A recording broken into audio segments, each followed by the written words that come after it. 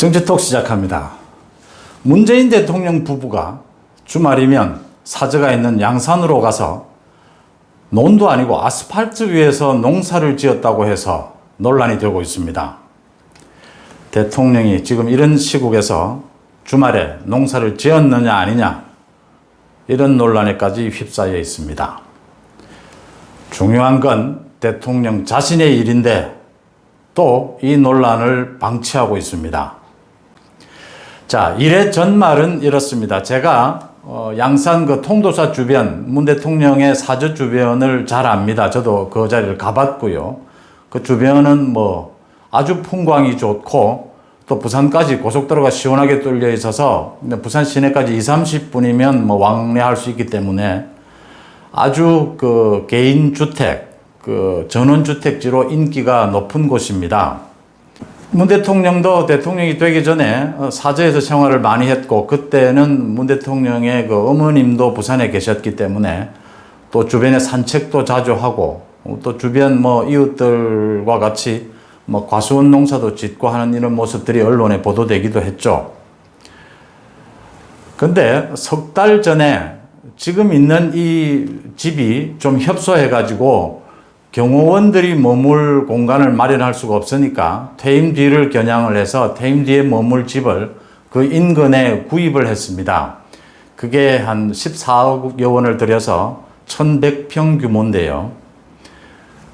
문제는 새로 구입한 그 부지 안에 뭐 주택도 있고 여러 가지가 있는데 그게 농지가 포함이 되어 있었던 겁니다.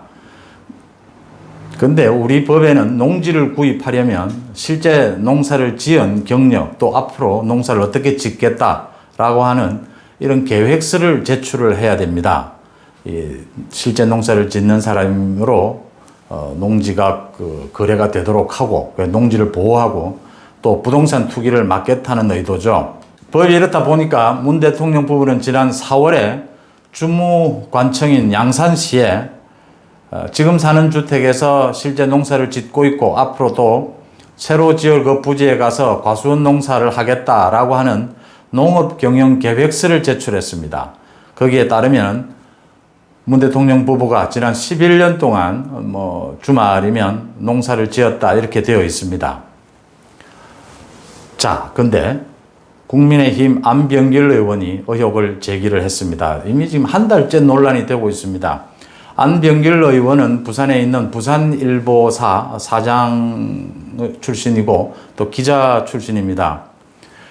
문 대통령이 실제 농사를 그동안 11년 동안 지어왔다는 그 부지가 지금은 아스팔트 도로라는 겁니다.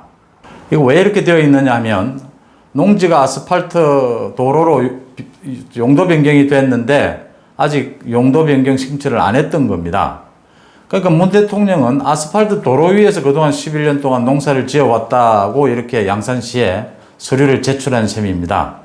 뭐 어찌됐건 거짓말을 한 셈이 됐는데요.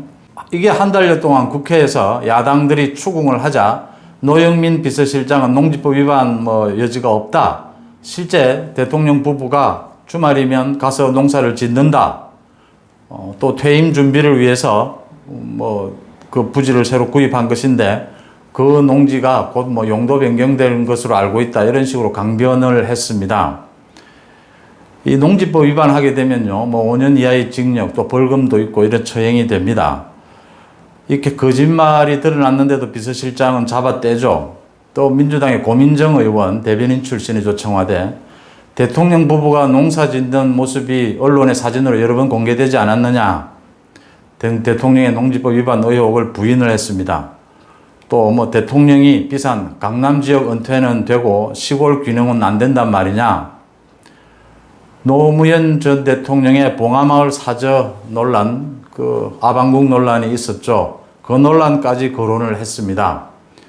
이 뭐 문 대통령의 이 논란에 대해서 비호하겠다는 건 알지만 지금 현재 민주당 의원들이 뭐 추미애도 비호하고 하는데 비호를 하려면 좀 잘해야 합니다. 이게 좀 도와주는 건지 뭐 추미애를 더 나쁘게 만드는 건지 문 대통령을 더 나쁘게 곤란하게 만드는 건지 분간이 안 될 정도예요, 비호가. 뭐 이런 시골 귀농 얘기가 갑자기 왜 나옵니까, 이게 여기 지금.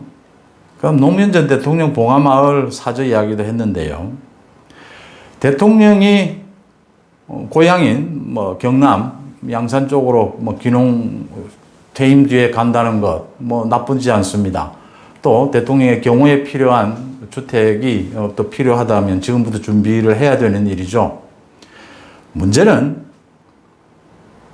이 자신들이 살 집이니까 대통령 부부가 몰랐을 리가 없습니다. 이런 내용들에 대해서. 쉽게 생각한 겁니다. 자신들이 그동안 11년 동안 농사를 지어왔던 그 부지가 아스팔트 도로가 되어 있다는 걸 아마 알았을 겁니다. 또 새로 살 부지에 농지가 포함되어 있는데 이런 식으로 서류를 내는 거에 좀 위법 소지가 있다는 걸 몰랐을 리가 없습니다. 넘어가겠지라고 생각한 겁니다. 별 탈 없이. 특권의식에 젖어 있는 거죠. 참 코로나 등으로 엄중한 시기에 주말마다 그 먼 양산까지 가서 농사를 짓는다는 것도 우스운 일입니다. 또 거짓으로 서류를 작성하고 또 관련법을 혹시 위반한 소지가 있다면 그것도 심각하죠.